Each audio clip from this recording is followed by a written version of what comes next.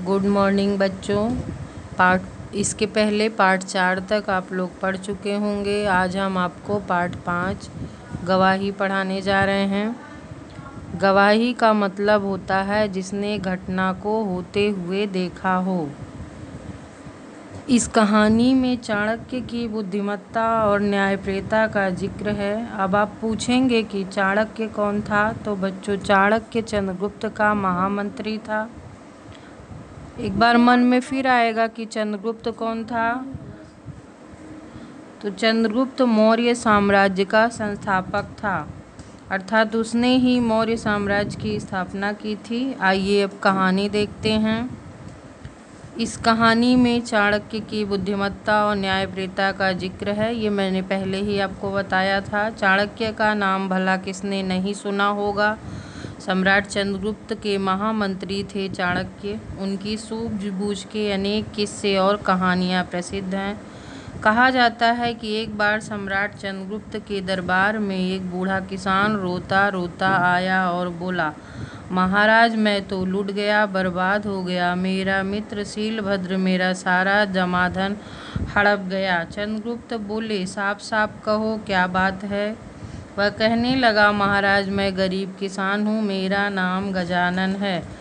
कुछ समय पूर्व मैं तीर्थ यात्रा पर निकला था। जाते समय मैं अपना सारा धन अपने मित्र के पास रख कर गया था। मैंने कहा था कि तीर्थ यात्रा से लौटने पर ले लूँगा, परंतु अब वापस आने पर मेरा वह मित्र मुझे पहचानता भी नहीं और कहता है, कौन सा धन, कैसा धन, मैंने तो तुम्हें पहले कभी देखा ही नहीं। महाराज मैं क्या करूं, मेरे साथ न्याय कीजिए। महाराज ने पूछा, तुम्हारा धन कितना था। किसान बोला, महाराज 5,000 सिक्के। महाराज ने पूछा, अब यहाँ बार बार महाराज आ रहा है, तो महाराज का मतलब चंद्रगुप्त मौर्य, सम्राट चंद्रगुप्त। क्या तुमने अपने मित्र के साथ कोई लिखा पढ़ी नहीं की थी।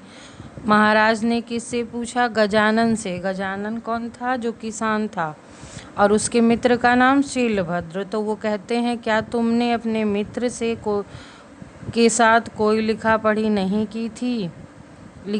की थी। क्या तुम्हारा कोई गवाह है।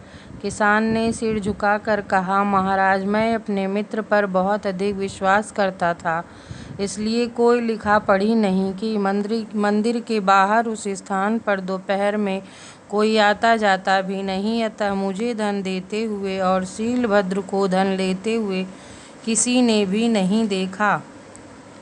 महाराज ने आज्ञा दी कि शीलभद्र को बुलाया जाए। शीलभद्र आया। शीलभद्र कौन, किसान का मित्र जिसने धन लिया था। किसान ने फिर अपनी बात दोहराई। महाराज ने शीलभद्र से पूछा, क्या यह किसान ठीक कह रहा है। शीलभद्र बोला, यह बूढ़ा आदमी झूठ बोल रहा है, मैं तो इसे जानता तक नहीं। किसी अनजान व्यक्ति का धन भला मैं अपने पास क्यों रखता, वह भी बिना किसी लिखा पढ़ी के। इन महाशय को तो मैंने आज पहली बार देखा है। ये किस मंदिर का जिक्र कर रहे हैं, मैं तो उस मंदिर को जानता भी नहीं, फिर वहाँ जाने की बात दूर है। महाराज ने अपने महामंत्री चाणक्य की ओर देखा।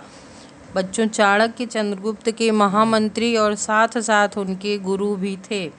महामंत्री ने उन दोनों को अगले दिन सुबह दरबार में उपस्थित होने का आदेश दिया। चाणक्य ने महाराज से कहा, आप इस मुकदमे का फैसला मुझ पर छोड़ दीजिए, मैं स्वयं न्याय करूंगा। सुबह होते ही दोनों सभा में उपस्थित हुए। दोनों ने अपनी अपनी बात दोहराई। महामंत्री ने किसान से पूछा, तुमने मंदिर के बाहर किस स्थान पर धन दिया था। वह बोला, महोदय मंदिर के बाहर एक पीपल का पेड़ है, उसके चबूतरे पर शीलभद्र बैठा था, वहीं मैंने उसे धन दिया था। महामंत्री ने पूछा, महामंत्री का मतलब चाणक्य, धन देते हुए तुम्हें किसी ने देखा हो या ना देखा हो। पेड़ ने तो अवश्य देखा होगा।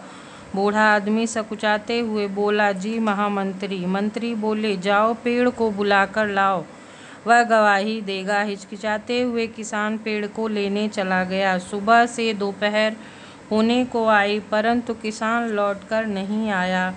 शीलभद्र बैठे बैठे परेशान हो गया। महाराज ने पूछा, क्या मंदिर बहुत दूर है? जो बूढ़ा आदमी अभी तक नहीं आया? भूख प्यास गर्मी से परेशान झल्लाया हुआ शीलभद्र बोला, महाराज मंदिर तो कोई ज़्यादा दूर नहीं है। मैं इतनी देर में मंदिर तक 20 चक्कर लगा सकता था, लेकिन वह बूढ़ा आदमी गया हो तब ना। बूढ़ा आदमी कौन? वह गजानन नामक किसान।